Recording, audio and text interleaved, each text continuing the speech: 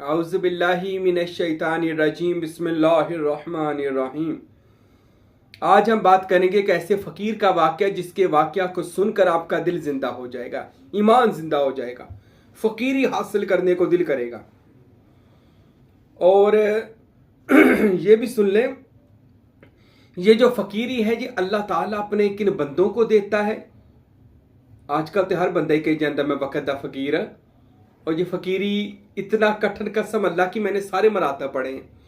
फ़कीरी मर्तबा सबसे कठिन है। और भीख मीरा का शेर है कि भीखा फ़कीरी कठिन है और लोका बाणे खेल, चुग्गा बाल के सेकिए ता साहब दा मेल। चुग्गा बाल के सेकिए का मतलब है कि अपने आप को राहे यार में फना करना है।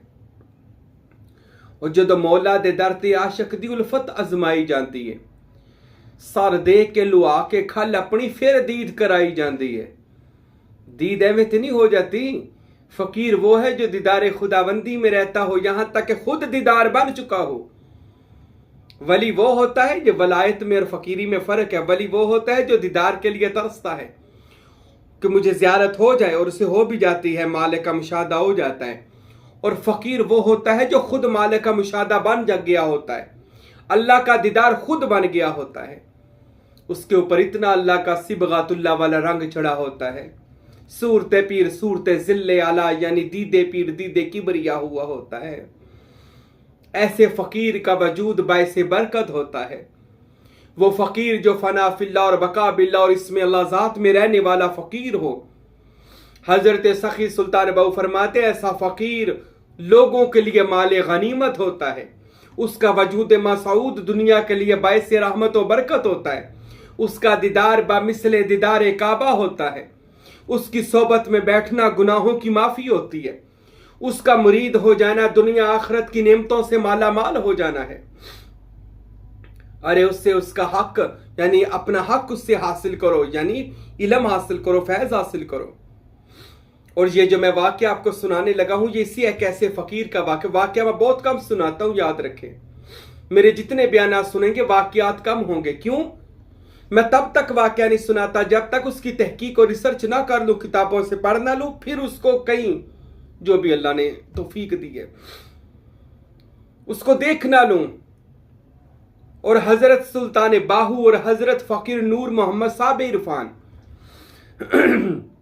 और मेरे मुर्शद हज़रत किबला फ़कीर अब्दुल हमीद साहब सरवरी कादरी रहमतुल्लाह ताला अलैहि मजमाइन, इन तमाम हस्तियों से रूहानी बातनी तौर पर तस्दीक ना करवा लो। मैं कभी कोई बयान में वाक़या नहीं सुनाता। अल्हम्दुलिल्लाह औलिया अल्लाह हमेशा सच बोलते आए हैं और सच ही बोलते रहेंगे, क्योंकि सच का बोलबाला है।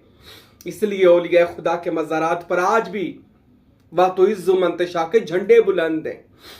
फैज़ान जारी है नबूवत का, अल्लाह के रसूल का फैज़ जारी है। उनके रोज़ों से, उनके मज़ारात से, उन औलिया अल्लाह से रसूल अल्लाह सल्लल्लाहु अलैहि वसल्लम की खुशबू आती है, नबी पाक के रोज़े की। सुनिए कैसे फ़कीर का वाक़या कि जो बिल्कुल हक और सच है। एक दरवेश पहले गुजरा जा रहा था, वहाँ पर एक औरत और मर्द बैठे थे। वो लोगों को खाना खिलाते थे, जो भी दरवेश साधु आता था उसको खाना खिलाते थे। तो वो साधु भी पास से गुजरा, एक उन्होंने कहा खाना खा ले, तो उसने खाना खिला दिया उस औरत और मर्द ने। साधु दरवेश फकीर कहने लगा, मांग क्या मांगना है? वो कहने लगे, जी कुछ नहीं मांगना, आपने रोटी खाई, चले जाए। वो फकीर कहने लगा, नहीं नहीं, मांगोगे तो मैंने जाना है। वो कहने लगे, जी नहीं, आप जैसे पहले बड़े फकीर आए हैं, तो लिहाजा हमने क्या मांगना है आपसे। कहने लगा, जी ठीक है। वो बंदा चला गया। मगर उसने मांगा क्या था? उसने ये पूछ लिया था मांगना क्या है। कहते, जी औलाद चाहिए हमें। अच्छा, औलाद चाहिए। अल्लाह की लोहे महफूज में देखा। जब लोहे महफूज में देखा तो कहने लगे, यार आपकी किस्मत में तो औलाद नहीं है। अल्लाह का वली देख सकता है, ये भी याद रखें कि मोहम्मद से वफा तूने तो हम तेरे हैं। फिर ये जहान चीज है कि लोह कलम भी तेरे हैं। अल्लाह बंदे को अता कर देता है, क्यों ना करे। इन्नी जाइलुन फिल अर्दी खलीफा, अल्लाह ने इंसान को जमीन पर अपना जानशीन मुकर्रर किया है। और जानशीन अपने मालिक के राजों से खूब वाकिफ होता है। और वो मालिक के इख्तियारों में से इख्तियार रखता है, अल्लाह उसको शान अता करता है, अल्लाह की अता से उसके पास इख्तियार होता है। नाम का नायब नहीं है अल्लाह का ये बंदा, अल्लाह इसको इख्तियार भी अता करता है। देखा तो औलाद नहीं है जी, औलाद नहीं है जी, तो खाना खाया चला गया। एक और साधु एक दिन गुजरा, ऐसे बैठे थे मियाँ बीवी, उसने खाना खाया। अब वो साधु था, वो साधु के जिसका हर हर सांस मालिक के जिक्र में लगा हुआ था और वो मालिक की मोहब्बत में फना और बका था। और वो गुजरा, उसने कहा जी क्या परेशानी है जी, कहले पहले खाना खाएं जी, कोई परेशानी नहीं। खाना खुना खाया, वो साधु कहने लगा मांगो क्या मांगना है। कहने लगे जी नहीं, बड़े साधु आए चले गए, फकीर आए चले गए, तो सामी रोटी खाओ थे चले जाओ। कहने लगा मैंने ऐसे नहीं जाना, बताओ क्या चाहिए।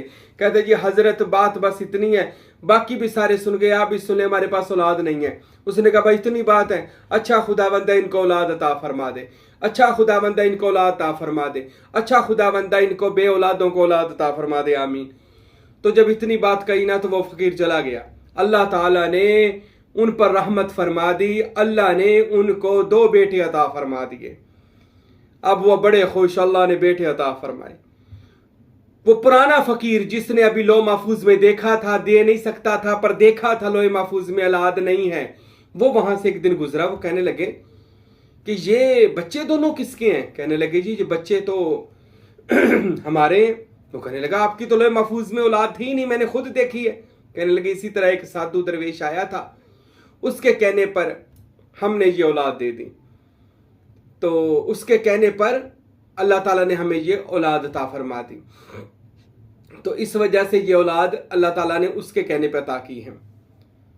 जब उसने ये सुना ना तो वो अपने पीरो मुर्शिद के पास चला गया, सीधा अपने आस्थाने गया, जाके कहने लगा मुर्शिद कामिल मैं सारे साधुओं को जानता हूं, हमारा कौन सा पीर भाई वहां से गुजरा है कि जिसके कहने पर आपने अल्लाह ने करम फरमा दिया है, तुम हमें बताए।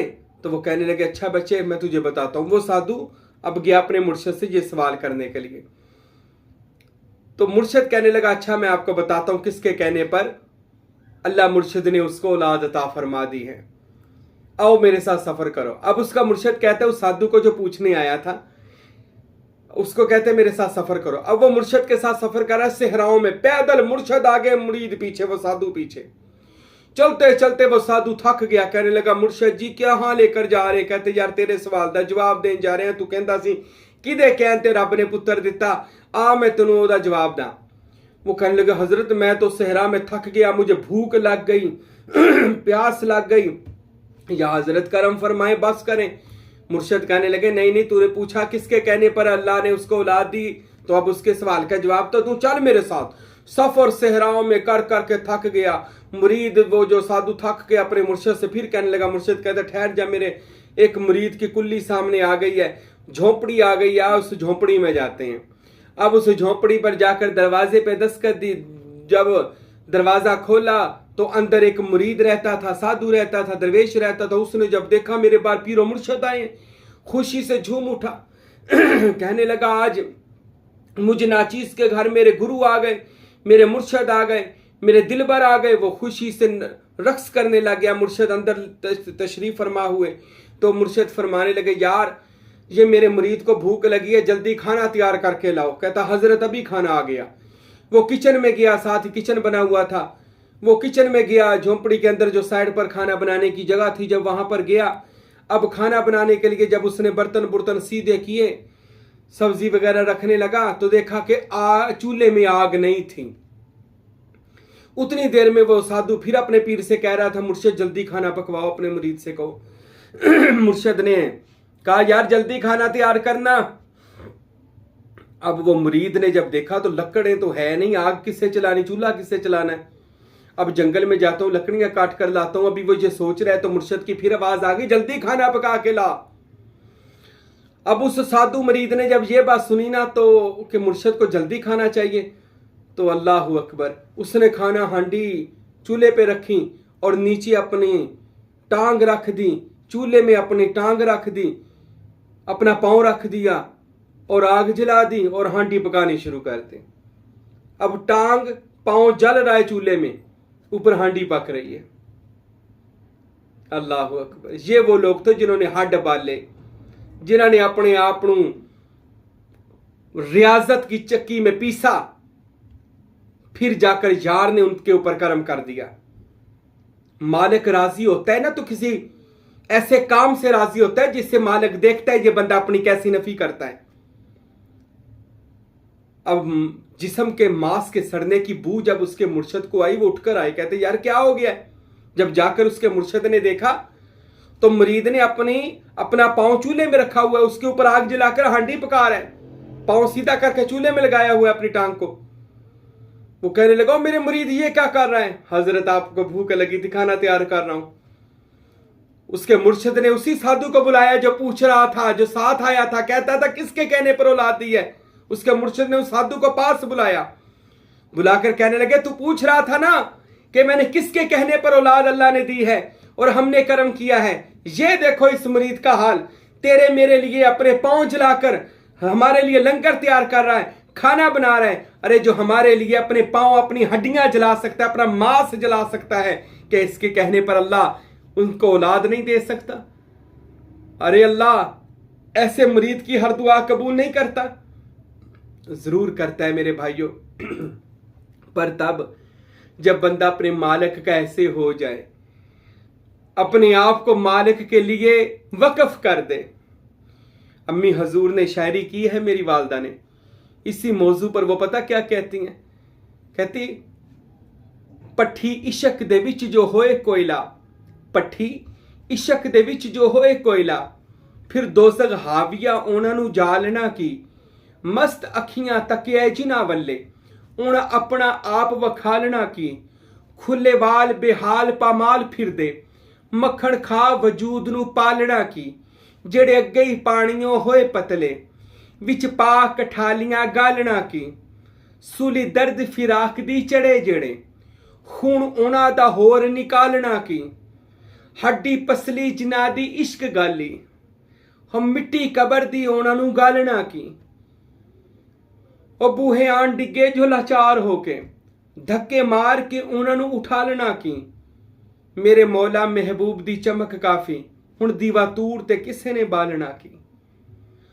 वो जेड़े यार के इश्क में अपने आप को लगा देते हैं, हड्डी पसली जिन्हां दी इश्क गली कबर मट्टी दी उन्हां नूं गालना की है।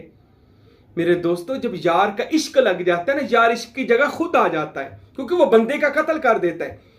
और जब बंदा कत्ल हो जाता है उसका खून बहा अल्लाह खुद बन जाता है, यानी बंदे के नफस को मारकर उसकी जगह अल्लाह ताला अपनी शान तजल्ला उसके ऊपर कर देता है। फिर वो नहीं रहता, फिर उस इश्क की सदा में वो जात खुद परवाज करती है, खुद कलाम करती है, खुद सब कुछ करती है। पर तब जब बंदा यार में फना हो जाए, अपने मालिक मुर्शद का हो जाए, पर ऐसे हो जाए जैसे मैंने इस फकीर की बात सुनाई है। आज हम देखते हैं हम अपने मुर्शद के लिए, शेख के लिए क्या करते हैं? कुछ भी नहीं करते। क्या कर सकते हैं? कुछ भी नहीं कर सकते। लेकिन ये देखें फकीर किसको कहते हैं, जो अपने हड भी जला दे, अपने आप को मिटा दे और अपने यार की रजा और खुशनुदी के लिए करे। फिर मालिक क्यों नहीं इन लोगों पे कर्म करता? अल्लाह फिर क्यों नहीं इन लोगों की दुआओं को मुस्ताजाब करेगा?